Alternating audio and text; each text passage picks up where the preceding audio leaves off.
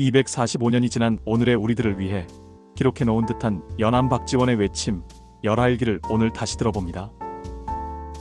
프롤로그 연암 길을 나서다. 안녕하십니까?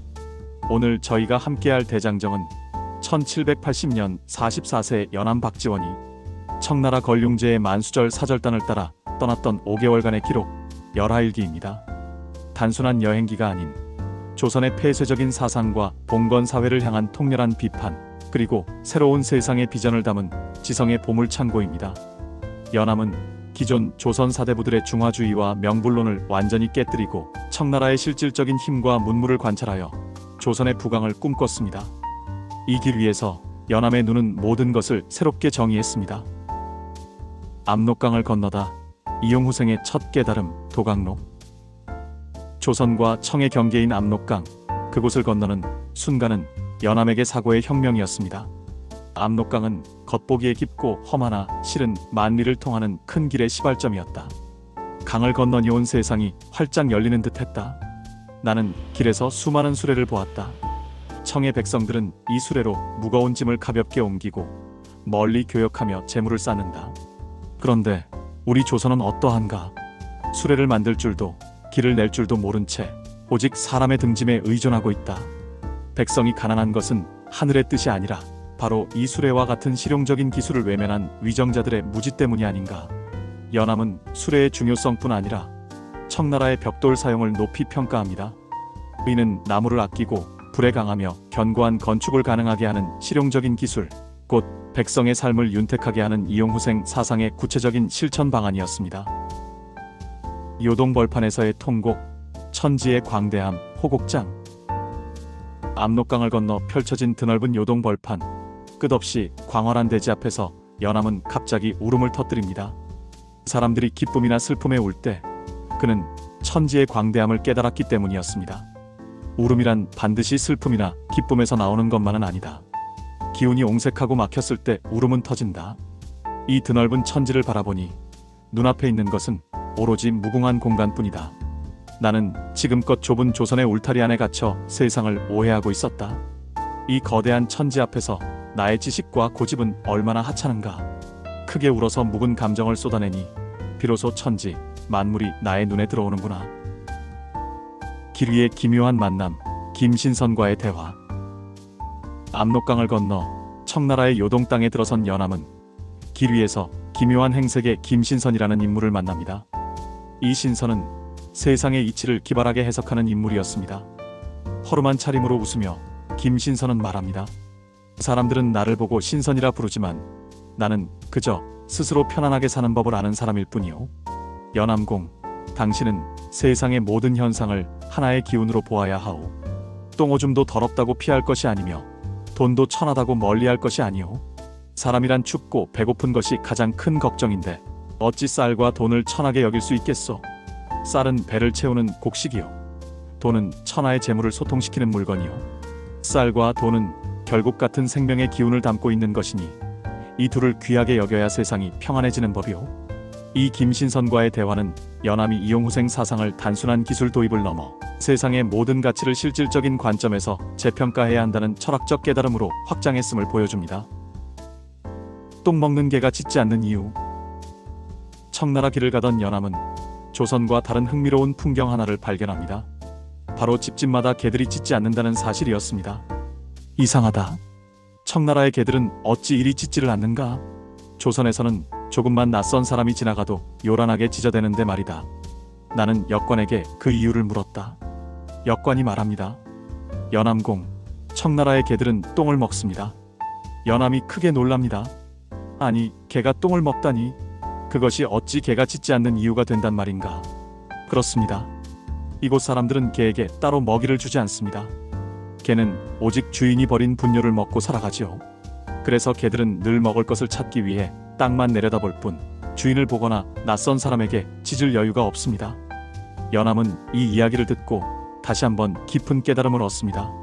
아, 개마저도 오직 배고픔이라는 실질적인 생존 문제에 매달려 있으면 짖는다는 본래의 역할이나 명분은 잊게 되는구나.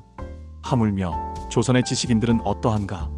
그들은 백성의 삶을 이롭게 하는 실질적인 역할은 망각한 채 오직 군자다, 사대부다 하는 헛된 명분만을 외치며 목소리만 높이고 있지 않은가. 짖지 않는 개야말로 명분 없이 시끄러운 조선의 선비들보다 훨씬 솔직한 존재다. 이 일화는 당시 청나라의 환경, 분뇨를 거름으로 사용하는 실용주의를 관찰하면서도 이를 조선 지배층의 허세와 연결하여 풍자하는 연암의 해학적인 천재성을 보여줍니다. 산해관을 지나 북경으로 풍자 문학의 탄생, 호질. 청의 상징적인 관문, 산해관을 지나 북경으로 향하는 길목에서 연암은 당대 지배층의 위선을 폭로하는 호질을 기록합니다. 이야기 속 호랑이는 겉으로는 도덕군자 행세를 하지만 속으로는 부패하고 타락한 북곽 선생을 잡아먹으려 합니다. 호랑이가 말합니다. 북곽 선생이여, 너는 하늘의 이치를 말하고 땅의 도리를 논하지만 실은 내 입에서 나오는 모든 말은 허울 좋은 거짓에 불과하다. 내가 가르치는 예절이란 사람들을 속이는 기술이며 내가 숭배하는 학문이란 세상과 격리된 헛된 이론일 뿐이다. 너희 인간들은 자식을 낳아 기르면서도 진정한 사랑을 모르고 오직 출세와 명분만을 가르치지 않는가? 나는 배가 고파 짐승을 잡아먹지만 너희는 명분이라는 달콤한 도구로 백성의 생명을 갉아먹는 진짜 포식자이다. 연암은 호랑이의 입을 빌려 조선 사대부들이 지켜온 공허한 유교적 도덕률과 폐쇄적인 사고방식을 통렬하게 비판합니다. 세상의 광인을 논하다. 이 길 위에서 연암은 세상이 규정하는 정상의 기준에 대해 의문을 제기합니다. 그는 우리가 미쳤다고 손가락질하는 사람들의 행동 속에 때로는 더 진실하고 솔직한 모습이 담겨 있다고 봅니다. 세상 사람들이 미쳤다고 조롱하는 이들, 광인을 보라. 그들은 세상의 재물과 명예에 연연하지 않으며 겉으로 꾸미거나 거짓말을 하지 않는다. 그들의 말과 행동은 비록 이치에 맞지 않는 듯 보여도 그들 자신에게는 지극히 솔직한 것이다. 그런데 세상 사람들은 이 미친 사람을 비웃으면서 정작 자신들은 어떤가 남들에게 잘 보이기 위해 온갖 허례허식과 거짓말로 자신을 포장하지 않는가? 마음속으로는 엉큼한 욕망을 품으면서 겉으로는 군자인 척하는 자들이야말로 진정으로 미친 자들이 아니겠는가? 연암에게 광인은 세상의 허위와 위선을 비추는 거울이었습니다. 그는 명분과 허례로 가득 찬 조선 사회를 향해 솔직하고 순수한 미친 사람에게서 오히려 진실을 배워야 한다고 역설했습니다. 이는 연암의 독특한 사상과 세상을 꿰뚫어보는 날카로운 시각을 보여주는 재미있는 부분입니다. 세상에서 가장 아름다운 구덩이, 연경의 수문. 마침내 청의 수도, 북경에 입성한 연암은 그 도시의 규모와 활력에 압도됩니다. 그러나 연암을 가장 감동시킨 것은 웅장한 궁궐이나 화려한 사원이 아니었습니다. 바로 북경 성벽 아래에 설치된 수문이었습니다. 북경 성벽 아래를 지나는 배수로의 수문을 보았다.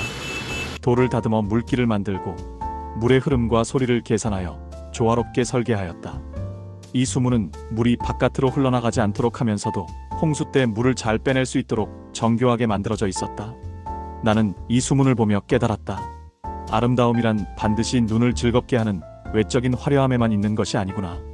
이 수문은 비록 구덩이에 불과하지만 홍수로부터 수많은 백성의 생명과 재산을 지켜내는 가장 실용적인 기술의 집약체가 아닌가.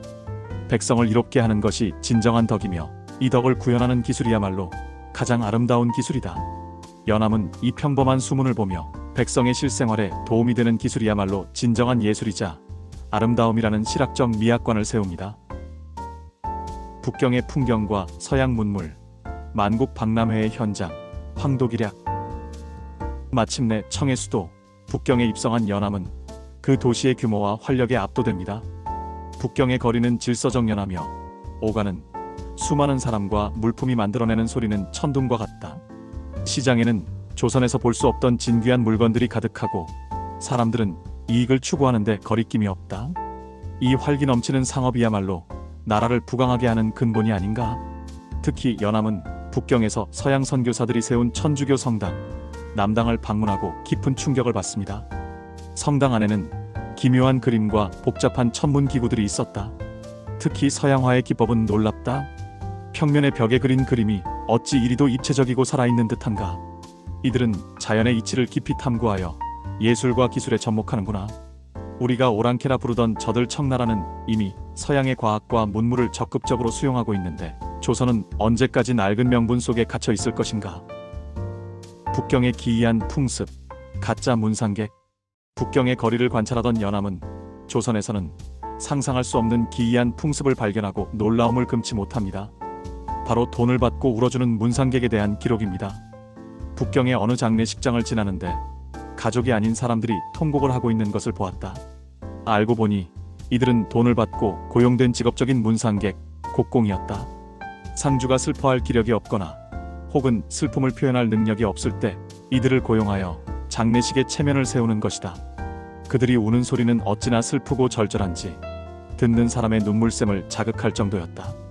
연암은 이 풍습을 단순히 비웃지 않고 이렇게 해석했습니다. 조선 사람들은 슬퍼도 체면 때문에 울지 않지만 청나라 사람들은 슬프지 않아도 돈 때문에 대신 울어준다. 돈을 받고라도 슬픔을 외부에 표출하는 것이 감정을 억누르는 조선의 위선적인 체면 문화보다는 솔직한 것일 수 있다. 이는 북경의 풍속을 통해 조선의 허례허식과 체면 문화를 간접적으로 비판하고 청나라 상인들의 실용적인 사고방식, 슬픔마저도 상품화하는데 주목하는 연암의 예리한 시각을 보여주는 유쾌한 에피소드입니다. 청나라 말은 비단이 아니다. 만주 문물의 수용과 거부. 연암은 청나라의 수레, 벽돌, 상업, 서양과학 등 실질적으로 백성을 이롭게 하는 기술, 이용우생을 적극적으로 수용해야 한다고 주장했습니다. 하지만 그렇다고 하여 청나라의 모든 것을 무비판적으로 받아들인 것은 아니었습니다. 연암은 열하의 화려한 만주족 복식과 풍습을 보며 생각합니다. 나는 청나라의 뛰어난 문물을 배우는 북학을 주장하지만 저들의 오랑캐 풍습까지 따라야 할 필요는 없다. 만주족의 말은 비록 털이 윤택하고 아름답지만 그것이 곧 비단이 될 수는 없는 노릇이다. 말은 말을 엮어 매달 뿐 비단을 짜서 옷을 만들어 입을 수는 없다. 실용적인 기술은 배워야 하지만 조선 고유의 정신과 문화까지 버릴 필요는 없다. 이 대목은 연암이 실용적인 기술과 경제 원리를 배우자는 것이었지 단순히 청나라를 숭배하자는 사대주의가 아님을 명확히 합니다. 북학파 지식인으로서 개방성과 민족적 자존심 사이에서 균형을 잡으려 했던 연암의 모습을 엿볼 수 있습니다. 경제개혁과 풍자문학, 허생전과 엄행수. 열하에서의 일정을 마친 후 연암은 귀국기를 기록한 옥가미화화 속에 조선 경제와 사회 비판의 정수를 담습니다. 허생은 부자 변씨에게 돈 만냥을 빌려 안성에 가서 과일과 말총을 모조리 사들여 저장하는 실험을 감행합니다. 허생의 만냥 실험. 열하에서의 공식 일정을 마친 후 귀국길에 오른 연암은 역관들과의 대화 기록, 옥가미화화 속에 조선 경제개혁의 방안을 담은 허생전을 삽입합니다. 허생은 부자 변씨에게 돈 만냥을 빌려 안성에 가서 과일과 말총을 모조리 사들여 저장합니다. 조선은 작은 나라다. 만냥이라는 적은 돈으로도 온 나라의 물가를 뒤흔들 수 있다니 이 나라의 상업과 재화 유통은 얼마나 취약한가.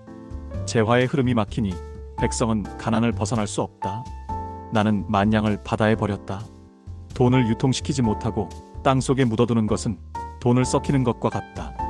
위정자들은 쓸데없는 탁상공론만 일삼을 뿐 상업과 기술을 천시하여 나라의 근본을 병들게 한다.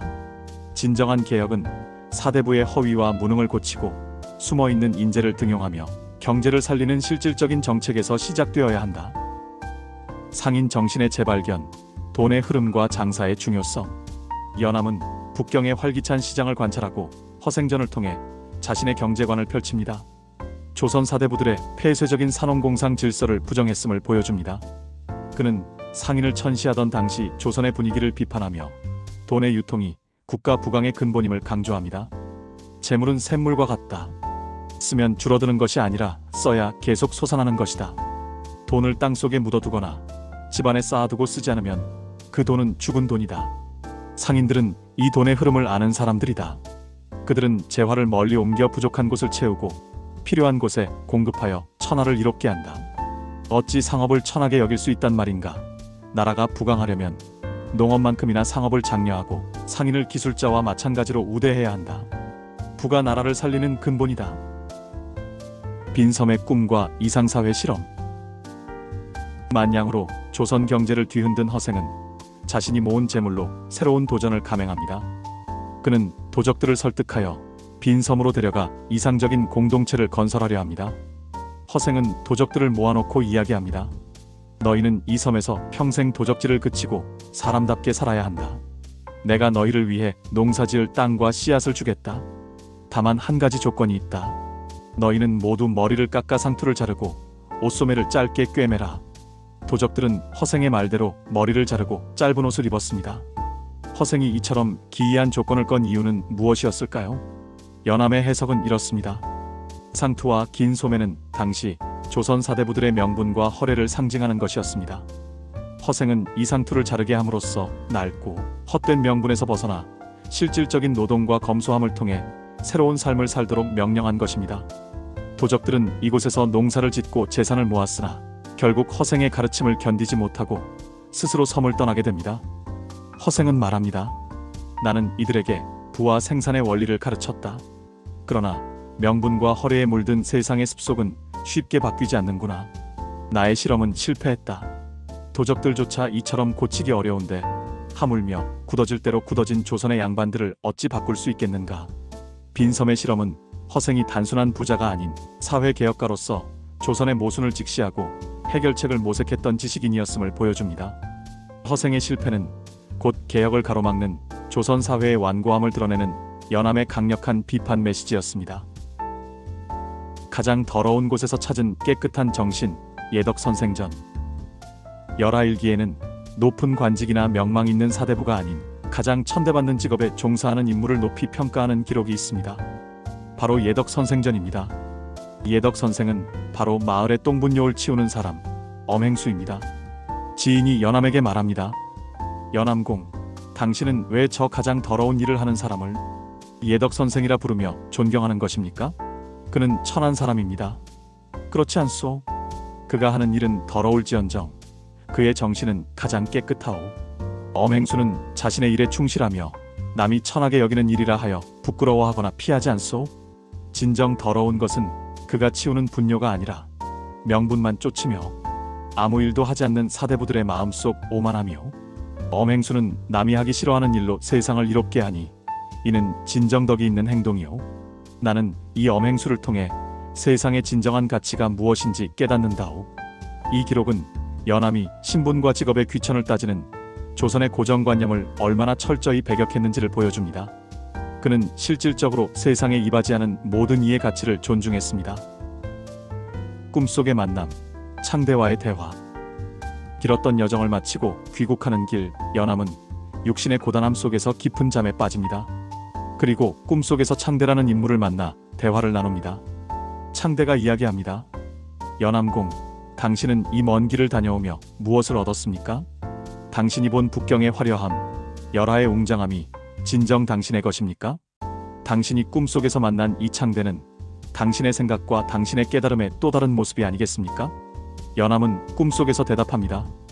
내가 본 모든 것은 이미 천하에 존재했던 것들이다. 하지만 나는 그 속에서 나만의 깨달음을 얻었다. 현실이 꿈이고 꿈이 현실인 이 기묘한 경계 속에서 내가 추구해야 할 것은 결국 진실뿐이라는 것을 알았다.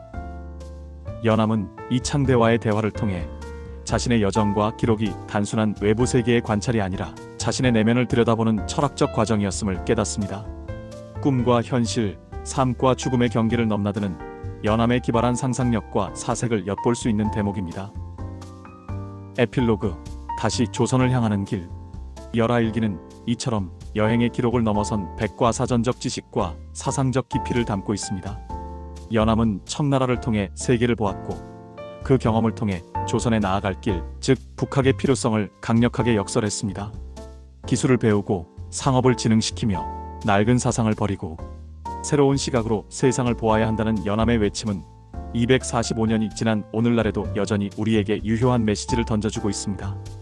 이상으로 연암 박지원의 심화된 열하일기 이야기 중 교훈적이고 재미있는 부분을 낭독해드렸습니다. 고맙습니다.